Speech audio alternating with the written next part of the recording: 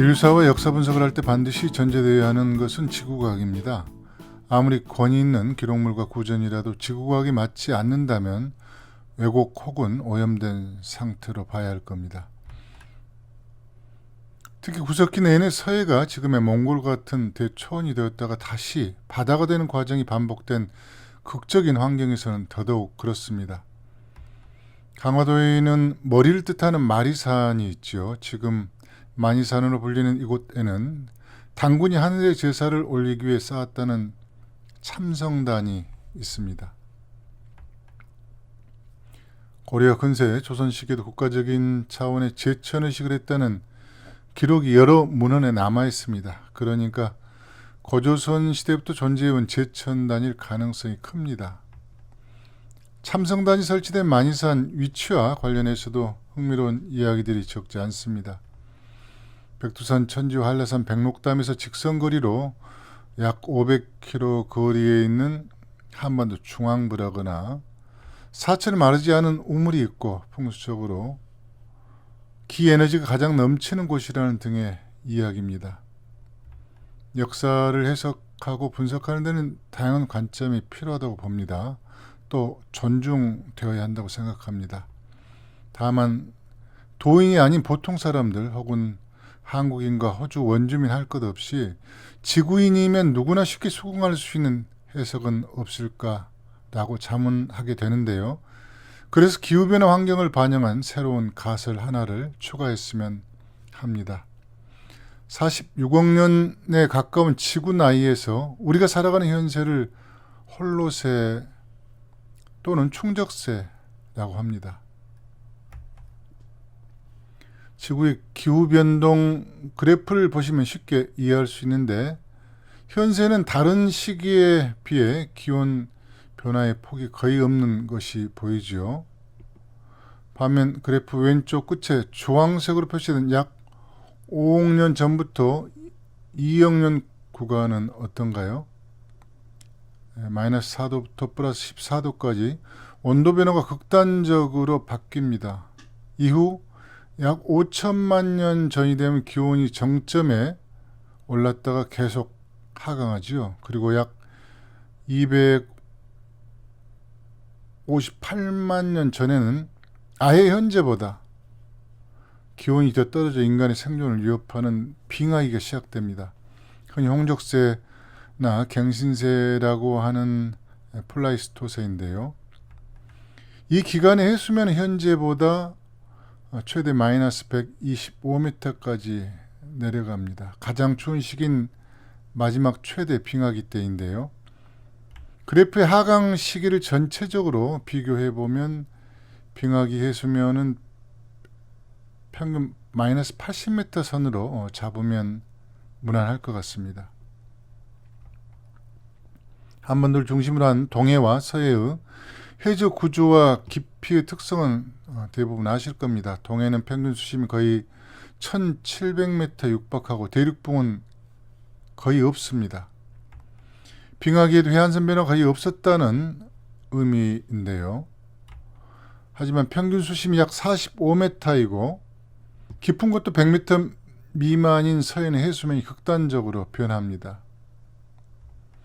제주도는 물론이고 대만 해협을 지나 해남도와 베트남 사이의 동경만, 통킹만까지 대륙붕 육지가 펼쳐집니다. 플라이스토세가 시작된 이후 1만 2천년까지 약 257만 년 동안 빙하기와 간빙기가 32번이나 나타납니다.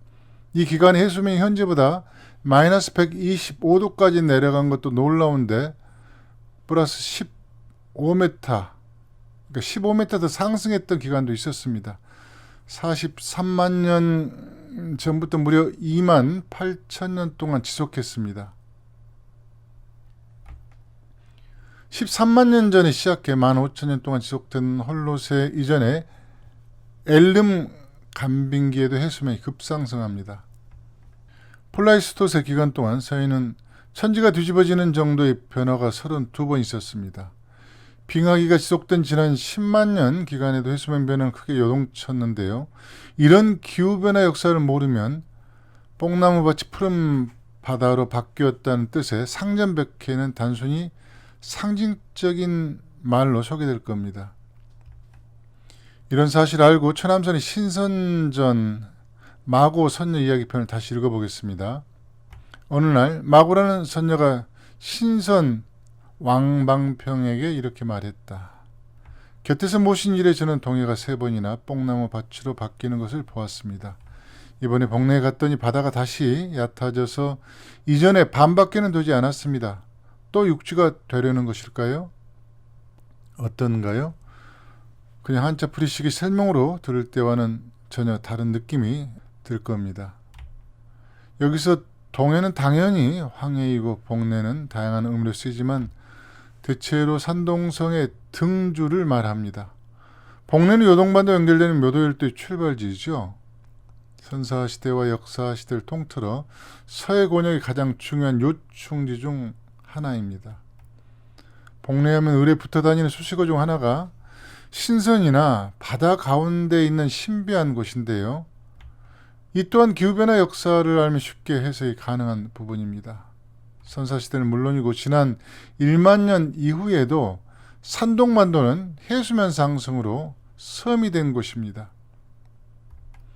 그러니까 대표원 가운데 있는 태산에 올라 동해를 보면 섬이 된 산동반도는 신선들이 머문 신비의 땅일 수밖에 없는 것이겠죠. 또한 요동반도를 통해 묘도율도로 건너왔거나 홍산에서 태양산 주랑을 따라 남하에 정착한 동이족들이 머물렀기 때문에 신선 사상의 본향이기도 합니다. 덧붙이면 하나라 시기까지도 하북성, 산동성, 강소성 지역은 토사가 뒤엉킨 대습지가 많았는데요. 해안선과 강줄기가 자주 바뀌어 뽕나무가 서식하기 좋은 최적의 습지 환경이었습니다. 서해가 수십 번의 상전백회가 일어난 것은 저 멀리 직선 항해 거리로만 16,000km 떨어져 있는 곳에서 시작됩니다. 대서양과 태평양을 잇는 파나마 운하를 모르는 분은 없을 겁니다. 그러나 남북 아메리카 대륙이 서로 붙은 지점이 파나마 지역이라는 것은 간과하기 쉽죠.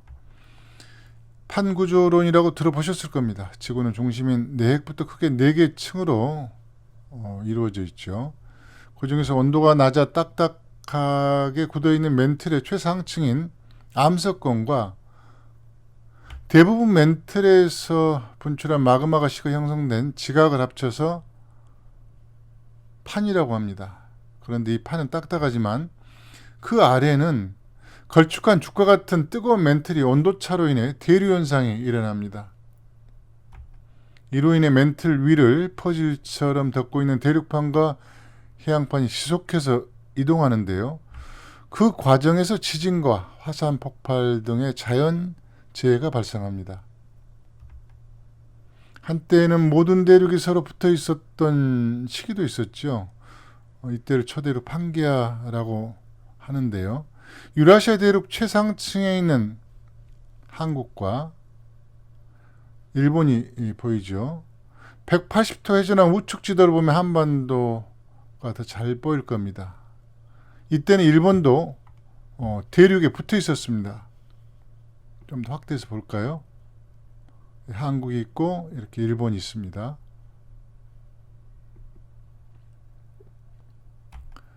일본이 대륙에서 처음 분리되기 시작한 시기는 2000만 년 이전인데 현재 위치에 도달한 시기는 300만 년 전에 불과합니다. 그러니까 동해의 온전한 라인이 이때가 되겠죠. 독도도 이 시기에 마그마가 분출이 만들어졌고 조금 지나 울릉도도 형성됩니다. 인류 문명사를 공부하는데 굳이 이런 것까지 알아야 하냐고 반문하는 분들도 있을 겁니다. 그런데 인류 진화와 이동사를 겹쳐보면 느낌이 달라질 텐데요. 발굴 성과에 따라 편차가 있지만 인류 진화사를 최대한 단순화시키면 4단계로 나눌 수 있습니다. 원시 인류의 조상인 오스트랄로피테쿠스의 출현 시기를 약 350만 년 전으로 잡습니다. 그러니까 일본 열도가 완전하게 형성된 시기나 울릉도가 출현한 것은 구인류가 출현한 이후가 되는 겁니다. 멀게만 느껴졌던 지구가 하기 싫은 인류사와 역사에 직접적인 영향을 미치고 있습니다. 그런데 일본 열도가 한반도에서 분리되는 동안 서로 떨어져 있던 북미판과 남미판은 결합합니다. 두 대륙판이 완전하게 밀착되어 인류사에 결정적인 영향을 미친 때도 약 300만 년 전입니다. 과학자들 중에는 지난 6천만 년 동안 지구에서 일어난 가장 중요한 지질학적 사건 중 하나라고 평가합니다. 이 사건으로 인해 지구는 258만 년 전부터 인류의 생존을 위협하는 대빙하 시대에 진입합니다. 남미 두 대륙이 결합된 지점이 파나마 지역인데요. 대륙이 붙기 전에는 해협을 통해 온도가 낮고 염도가 낮은 태평양 표층수와 고온 고염도의 대서양 표층수가 서로 섞여 온도와 염도가 적당한 수준을 유지했습니다. 하지만 해협이 닫히면서 태평양 해수가 대서양으로 유입되지 않자 적도를 통과한 대서양 해류에 변화가 생깁니다. 대서양 해류가 멕시코만까지 올라와도 온도와 염도가 낮아지지 않게 된 겁니다. 이 결과 고온 고염도의 멕시코 만류가 북동진의 서유럽의 온기를 나눠주고 북극 방향으로 이동하면서 대량의 수증기를 발생시킵니다. 이 수증기가 그린란드의 찬 공기를 만나 눈으로 바뀌면서 적설량이 많아져 형성된 것이 현재 그린란드 빙하가 됩니다. 그리고 북쪽으로 갈수록 심층수보다 오히려 수온이 떨어져 밀도가 커져 무거워지자 그린란드 앞바다에서 폭이 100km 정도인 해류가 폭포수처럼 4,000m 바다 심해로 수직 낙하합니다. 이 심층수가 인도양과 태평양을 돌아 표층수가 되어 다시 그린란드 앞바다로 돌아오는 과정을 열염순환 혹은 대순환이라고 합니다.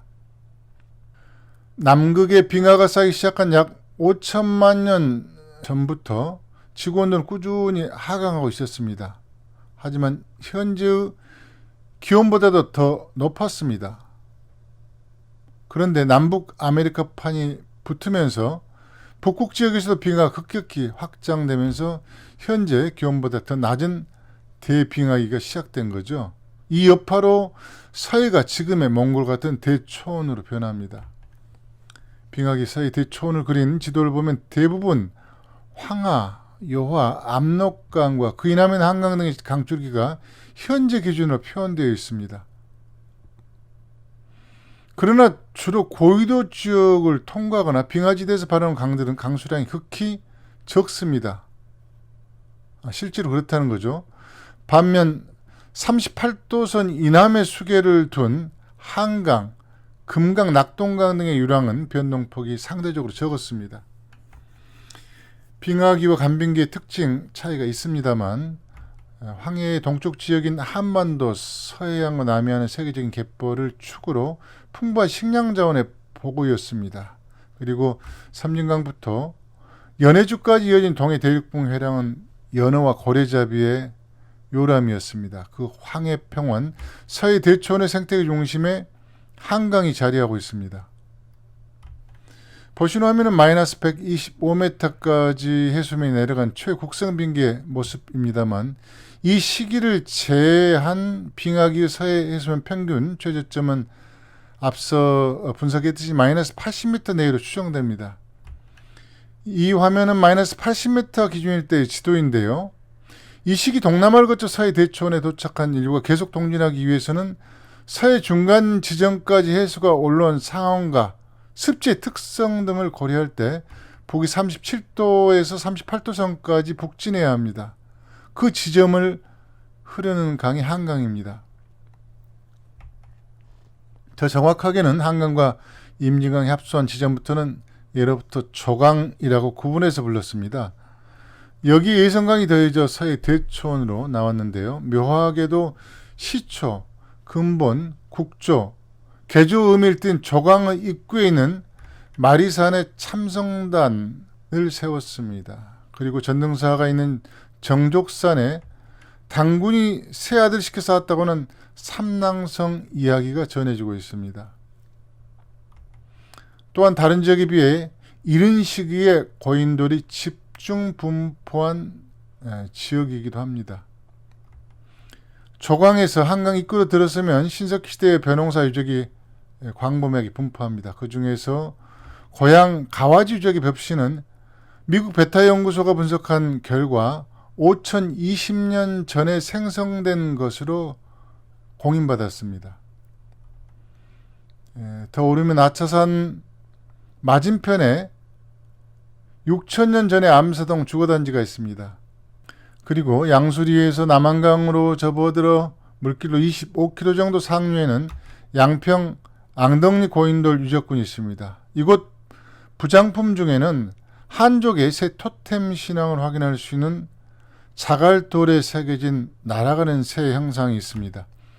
무려 7000년 전의 유적인데요. 솥대 위에 새를 올린 것이나 새 깃털을 머리에 꽂는 것, 그리고 삼조고 혹은 닭이나 봉황 문화의 원형으로 보입니다. 양평 앙덕리에서 한강 줄기를 따라 계속 올라가면 문명 시원지 유적들과 빙하기의 석회암 동굴 유적들이 질비한데 이 내용은 다른 기회에 소개하겠습니다. 한강벨트를 중심으로 형성된 유적들을 종합하면 조강 입구에 있는 강화도 일대는 빙하기 직후의 한족 문화 중심지일 가능성이 높습니다. 앞서 언급했듯이 빙하기 이동 루트와 연결되는 십자로이자 빙하기와 간빙기의 해수면 변화에도 가장 안정적으로 식량 생태계를 유지한 센터에 해당합니다. 그리고 서해가 완전히 육지가 되어 대초원이 되었던 최종 극성 빙기 동안에는 북위 40도 이남의 실제적인 생존 한계선이기도 합니다. 기계적으로 40도 선을 적용하면 북경, 단동, 함흥, 이남이 청천강이나 대동강 유역도 거주 범위에 포함됩니다. 그러나 불가피한 사정이 없다면 한강 이북으로 진출할 이유는 많지 않았을 겁니다. 마리산의 높이는 472m로 특별히 높지 않습니다.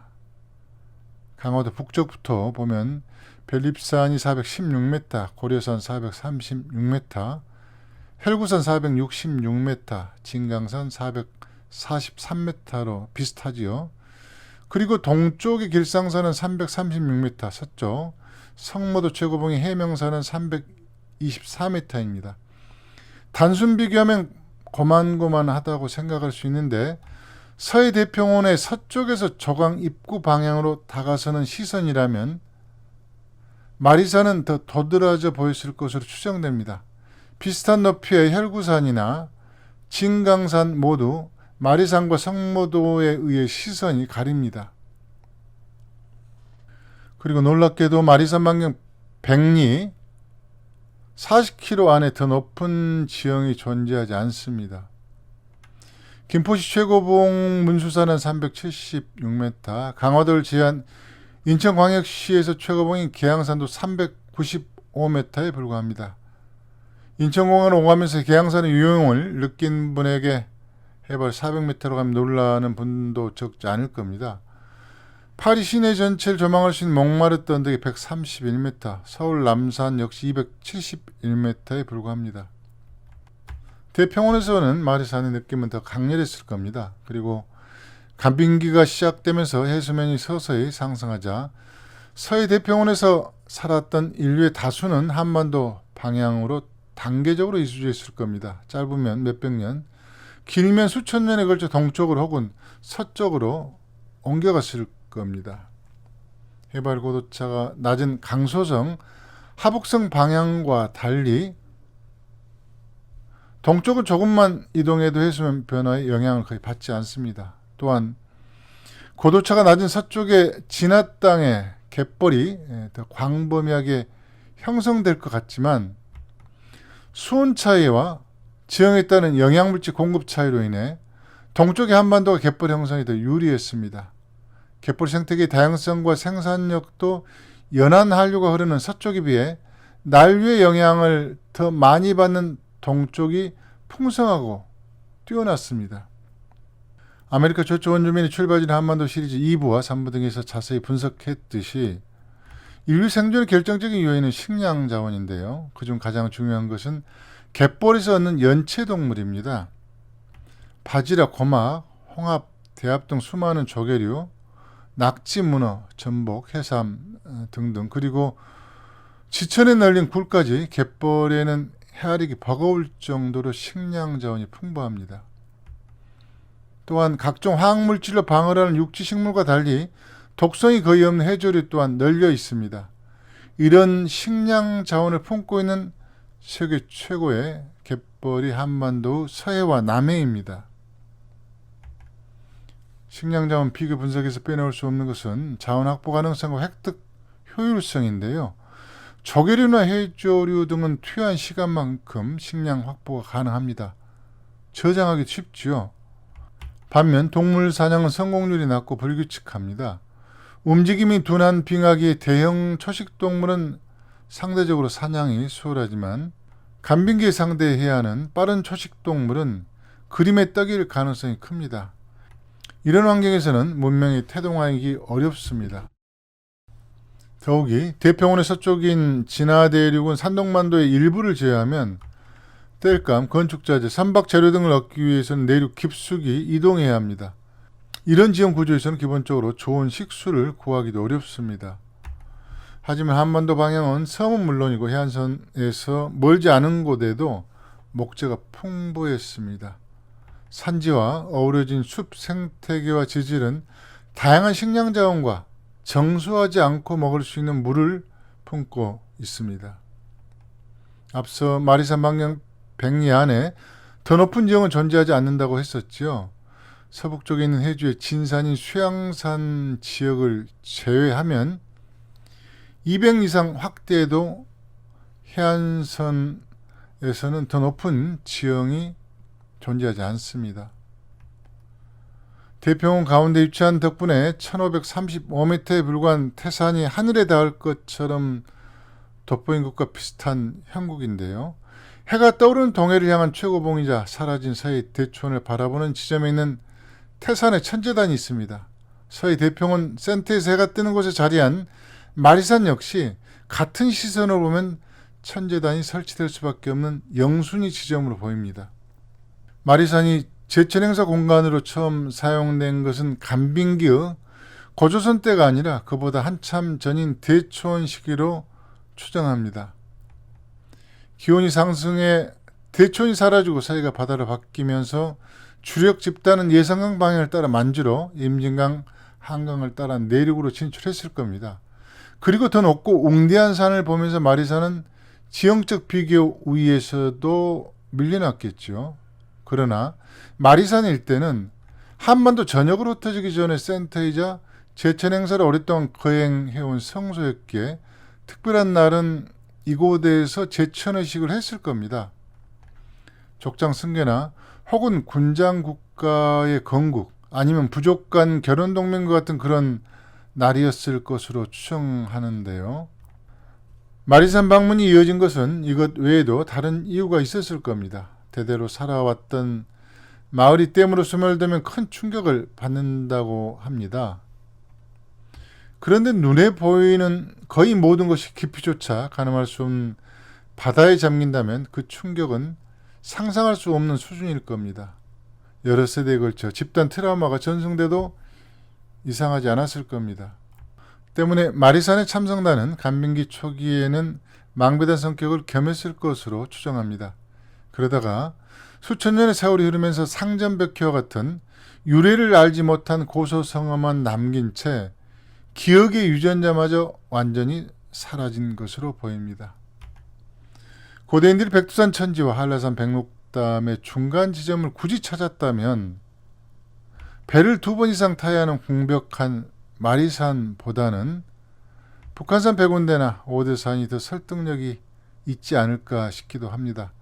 만약 한반도에서 기에너지가 가장 많이 샘솟는 곳이라는 이유로 수천 년 전부터 천재단이 전승되었다면 고대 문헌들은 생기처 내용을 중심으로 참성달의 유래를 소개했지 않을까 반문하면서 마무리하겠습니다.